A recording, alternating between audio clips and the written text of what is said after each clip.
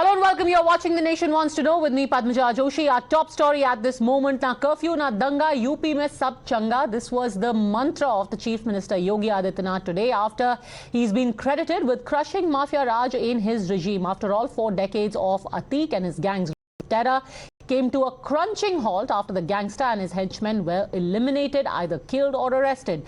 Let's in fact now show you 4 chilling videos which will expose the rule by gun of a mafia don turned politician who was patronized, lionized and whitewashed as Atiq.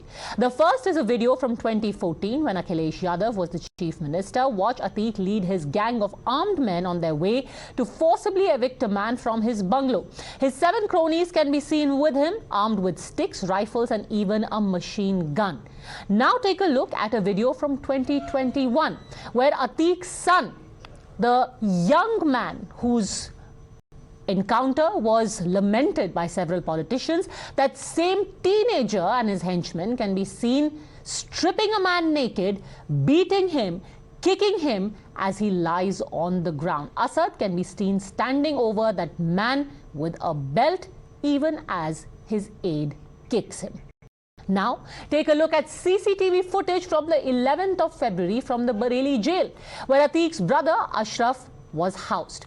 13 days before the murder of Umesh Pal, 6 of the murder accused, Ghulam Hassan, Guddu Muslim, Usman, Asad, Arman and Sadakat can be seen entering the jail to meet Ashraf. This video also ends all the denials of Atiq and Ashraf about their hand being behind the murder of Umesh Pal, since the time when this murder was planned and carried out, they were in jail. Now, even the vestiges of Atiq's reign of terror are out in the open. When the police raided the office of Atiq Ahmed, they found spots of blood on the ground, blood-soaked clothes, even a knife. This is the place allegedly which was run by Atiq as a den of horror, a man who was ruled by the gun and who eventually died by the gun. Today, Atiq's gang and family are either dead, jailed or absconding. The chief minister is saying that UP will now be known for Mahotsav, not mafia. आज UP no curfew no दंगा, UP में सब और चंगा। No curfew no दंगा, UP में सब चंगा। रंगदारी ना फिरौती, अब यूपी नहीं है किसी की बपौती। अब माफिया नहीं, महोत्सव हमारी पहचान है। So what gives the Chief Minister this confidence? Let's get you the crime statistics of Uttar Pradesh and compare the regimes of Akhilesh and Yogi. In the last 6 years, there has been an 80% fall in cases of dacoity, a 62% dip in cases of loot, and 32% decrease in cases of murder. Not to forget the crackdown on dreaded gangsters like Vikas Dubey and bulldozing Mukhtar Ansari's illegal empire. However, the opposition has lashed out at the CM, saying that it might not be danga, but things are definitely not changa, which custodial murders and questionable encounters on the rise.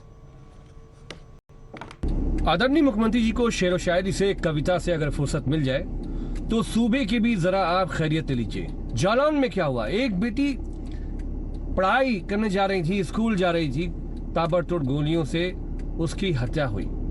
यही उत्तर प्रदेश की कानून व्यवस्था की असली तस्वीर है। क्या कविता से उत्तर प्रदेश की तकदीर बदल जाएगी? क्या ये बात सही नहीं है कि आदरणीय मुख्यमंत्री जी 5 करोड़ का जो माफिया से जो चंदे लेने की बात भारतीय जनता पार्टी के कैबिनेट मिनिस्टर नंदी की आई है, क्या हम जानना चाहते हैं कि उसके ऊपर एक्शन होगा? क्योंकि वो 5 करोड़ का चंदा भारतीय जनता पार्टी को मिला है, तो माफिया से चंदा चंगा है। माननीय मुख्यमंत्री जी, इसका जवाब देना पड़ेगा। अपने मुंह मियां मिट्ठू बनने से कुछ नहीं होगा आदरणीय योगी जी। उत्तर प्रदेश में अपराधी बेखौफ है, अपराधी पुलिस को मार दे रहे हैं, अपराधी आम आदमी को मार दे रहे हैं, उमेश पाल को, और अपराधी पुलिस अभिरक्षा में बदमाशों को, अपराधियों को मार दे रहे हैं। और आप कह रहे हैं कि अपराधी उत्तर प्रदेश से भाग गए, उत्तर प्रदेश में कानून का राज है। यह है आपका कानून का राज। SN Singh, spokesperson of the BJP, joins us along with Deshratan Nigam, lawyer, Ravindra Singh, spokesperson of Samajwadi Party, advocate Kapil Madan, political analyst. I want to start with you, Mr. Singh. कैसे हो सकता है सब कुछ चंगा जब लोग custody में मारे जा रहे हैं, पुलिस देख रही है और अतीक अहमद अशरफ का मर्डर हो जाता है? कैसे चंगा? देखिए, ये देश और समाज जब तक है, समाज में अपराध भी है। तो चाहे वो सभ्य समाज हो, कोई भी समाज हो, हम अपराध से दूर नहीं जा सकते। हम स्वीकार है कि उस दिन जो कुछ भी हुआ उसकी जिम्मेदारी और जवाबदेही हमारी सरकार की है। SIT का गठन कर दिया गया, न्यायिक आयोग का गठन कर दिया गया और समय सीमा निर्धारित कर दी गई है। लेकिन पूज्य योगी आदित्यनाथ जी इसलिए कहे कि एक समय था कि अपराधी जो लोकतंत्र था उसकी धज्जियां उड़ाते थे और जब जेल में रहते थे वहां पे सुनवाई नहीं होती थी और अपराध करने के बाद मुख्यमंत्री आवास में बैठकर चाय पीते थे और उसके बाद भी उनकी गिरफ्तारी नहीं होती थी, बल्कि वो विधायक हो जाते थे, वो सांसद हो जाते थे। उनके साथ इस तरह की गलबहियां करते थे कि कोई कानून का राज्य नहीं था और समाज डरता था। पहले अपहरण हो जाता था, हत्या हो जाता था, फिरौती मांगी जाती थी, लूट होते थे। 700 दंगे 5-5 वर्ष में इसी उत्तर प्रदेश ने झेला है। आज 6 वर्ष सरकार को होने उत्तर प्रदेश में कोई दंगा नहीं। आप देखिए, 2 दिन पहले तीज और त्योहार सभी धर्मों के मनाए जाते हैं। लगभग 33,000 जगह जुमे की नमाज पढ़ी जाती है, ईद की नमाज पढ़ी जाती है, पूरी शांति से पढ़ा जाता है। सब शांति से हुआ रविंदर सिंह जी। क्राइम पहले भी था, अब भी है, पर पहले क्रिमिनल बेखौफ थे, अब क्रिमिनल थरथरा रहे हैं, इसीलिए सब चंगा। रविंदर सिंह जी, देखिए, आदरणीय मुख्यमंत्री जी ने कहा था संबल में 2019 में कि मंच पे हम भजन करने के लिए नहीं आते हैं, विरोधियों पे आक्रमण करने के लिए आते हैं। जब लखीमपुर में घटना घटित हुई थी तो कहे मंच पे कही गई राजनीतिक बातों का बहुत महत्व नहीं होता है। देखिए, बात कीजिए ना, अभी पहले माफिया की बात करते हैं, फिर हम अलग दिशा में जाएंगे। आपको मैं एक वीडियो दिखाना चाहती हूँ, 2014 का वो वीडियो है और लुकरगंज का है, जहां पर अतीक अहमद स्कूल पर कब्जा करने के लिए आ रहा था। महिला को धमकाया उन्होंने वहां पे राइफल लहरा करके। आप बताने का कष्ट करेंगे कि ये 2014 की घटना पे कितने लोगों पे FIR हुआ और क्या अतीक अहमद अंदर गया था इस घटना के लिए? ऐसा करने पे अतीक अहमद को एक स्कूल में जाके धमकाने के लिए 2017 में एक मिशनरी के स्कूल में गया था धमकाने के लिए। हम लोगों ने तुरंत FIR दर्ज कराया और 3 दिन में आकर उसने सरेंडर कर दिया। तब से जेल में है। नहीं जी सर, 2017 में ना वो स्कूल की घटना नहीं थी। आप लोगों को मिसलीड कर रहे हैं। रविंद्र सिंह जी, आप सोच रहे हैं कि जो टाइम्स नाउ लोग देख रहे हैं उनको पता नहीं है। 2017 में वो एक वेटनरी एग्रीकल्चर इंस्टीट्यूट में जाकर के उन्होंने एक लड़के को थप्पड़ मारा था, उसके लिए उन्होंने सरेंडर किया था। इसके लिए कोई एक्शन नहीं हुआ था। बहरहाल, Amit Shah speaking right now, let's listen in. आपसे सवाल मैं ये पूछ रही थी, 2014 का जो ये पूरा प्रकरण था जहां पर अतीक अहमद गए थे और एक स्कूल हथियाने की कोशिश की, कितने FIR उनके ऊपर हुए 2014 में और कितनी बार उन्हें अरेस्ट किया गया? हमारे टाइम में उनके ऊपर 12 FIR दर्ज हुए। इस प्रकरण की बात कीजिए ना। और जो घटना मैं कह रहा था जिसमें आपने आरोप लगाया, उसको सुन लीजिए पहले। जो मैंने कहा था वही फिर रिपीट कर रहा हूँ। एक C8 करके इलाहाबाद में नैनी में एक मिशनरी है, स्कूल है, वो कॉलेज में और यूनिवर्सिटी में भी एग्रीकल्चर इंस्टीट्यूट है सर, वो SHIATS नाम है उसका, प्रयागराज में एग्रीकल्चर इंस्टीट्यूट है। वहां लड़का सस्पेंड हुआ था, जाके प्रिंसिपल को थप्पड़ मारा था अतीक अहमद ने। वो और इसका कुछ नाता नहीं है। प्रिंसिपल होते ही नहीं थे, उसमें VC होते हैं, प्रिंसिपल होते नहीं। चलिए, VC सर, VC हो गया। आप मेरे को इस बात पे करेक्ट कर देंगे, बट ये नहीं बताएंगे कि 2014 में स्कूल पे कब्जा करने के चक्कर में कितने FIR आपने किया अतीक अहमद पे? हमारे टाइम में 17 FIR दर्ज हुए और हमने ही बंद किया उसको 2017 में। सर, आपने नहीं किया, कोर्ट के ऑर्डर पे आपने किया। आप लोगों को इतना मूर्ख समझते हैं सर, आप टीवी पे बैठ के उनको गुमराह कर रहे हैं। कोर्ट के ऑर्डर पे उसको सरेंडर करना पड़ा। आप गुमराह करिए, पहले तो आपने C8 पे गुमराह किया। क्या गुमराह किया? मैं तो खुद बताया, एग्रीकल्चर इंस्टीट्यूट है। शियाट्स नाम का। आपने बोला स्कूल को लेकर के एफआईआर हुआ, आप गलत बोल रहे हैं। वो मिनियारिटी का स्कूल है, तो आप सरासर गलत बोल रहे हैं। झूठ बोला, आप सरासर झूठ बोल रही हैं, क्योंकि आप बीजेपी के वर्कर की तरह बोल सर, रही हैं। ये बहुत आसान है कि कोई भी आपको कॉल आउट करे, आप उसको बीजेपी का वर्कर बोल दे। मैंने आपसे सीधा सवाल पूछा, 2014 का वो वीडियो चलाइए, ये 2014 के वीडियो पे आपने क्या एक्शन लिया बताइए।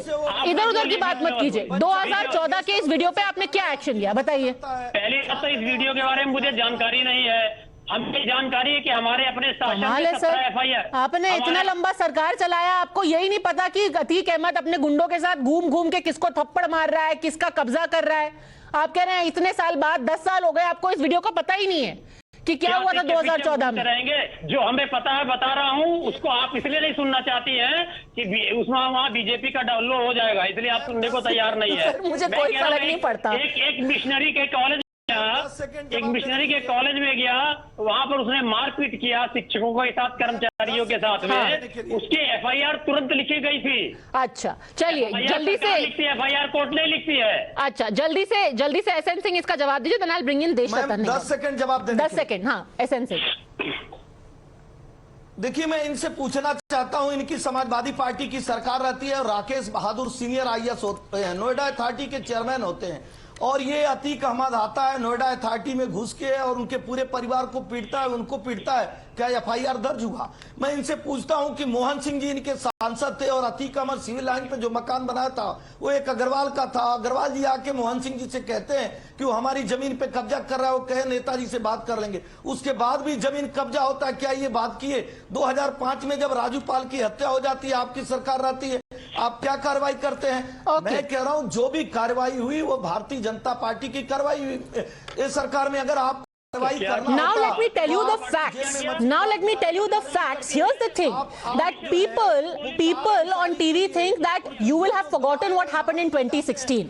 This particular episode that Mr. Singh is talking about, the Samajwadi Party spokesperson is talking about, Ravinder Singh, is from December 2016. It is an institute called SHITS. At this time, Atiq Ahmad had actually been given a ticket of the Samajwadi Party to contest from Kanpur Sadar, if I am not mistaken, और Kanpur Cantt. Subsequently in January, क्या ये सही नहीं है कि Allahabad High court ने रविंदर सिंह जी कहा कि अतीक अहमद की गिरफ्तारी कीजिए, तब तक उनकी गिरफ्तारी नहीं हुई थी। इलाहाबाद हाई कोर्ट ने कहा 2017 फरवरी में कि गिरफ्तार करिए अतीक अहमद को, तब तक आपका टिकट पाए हुए थे ये। अरे सुनिए, पहले आप सुनिएगा या आप मुझे रोकते रहिएगा? बोलिए बोलिए। और अगर बीजेपी के प्रवक्ता को बुलाना हो तो उन्हीं को बुलाइए, हमसे बुलाने के क्या है? आपको मैं 11 फरवरी 2017 का हेडलाइन बताती हूँ। Allahabad High Court on Friday summoned criminal history of former MP Atiq Ahmed and directed the superintendent of police Allahabad to arrest all accused in the SHIATS case. Atiq is one of the accused. On December 14, 2016, with his henchmen, he barged into the compound of Shiites in Naini and assaulted the staff and management officials. फरवरी में Allahabad High court ने आपको बाध्य किया कि इसको arrest कीजिए, तब तक ये माननीय आपसे टिकट पाए हुए थे, इलेक्शन लड़ रहे थे आपके टिकट पे। सर पढ़ के बोला है, इतना मैं आपको बता चुका हूँ, पढ़ने से क्या फायदा? आप सुनिए क्या हुआ। जब वो घटना सीएट्स में घटित हो गई, तुरंत एफआईआर दर्ज कराई गई, लेकिन उस एफआईआर दर्ज होने के बाद में उसकी गिरफ्तारी नहीं हो रही थी, तो जो विपक्ष था, मतलब सीएट्स था, वो इलाहाबाद कोर्ट में चले गए। इलाहाबाद कोर्ट ने कहा गिरफ्तारी किसने किया? चलिए ठीक है, I am unfortunately going to have to that. I think this little exchange is example enough. If the spokesperson of Samajwadi Party says that दिसंबर में हमने एफआईआर कर दी, बट फरवरी तक गिरफ्तारी हो नहीं पा रही थी of a man who they had given ticket, who was a member of the Samajwadi Party, but for 3 months in government in Uttar Pradesh, the Samajwadi Party could not arrest him. What that said about the state of law and order at that time, I leave it to your judgment. To Desh Ratan Nigam and Kapil Madan, my profuse apologies. I'm sorry, we are running completely out of time. Quick break.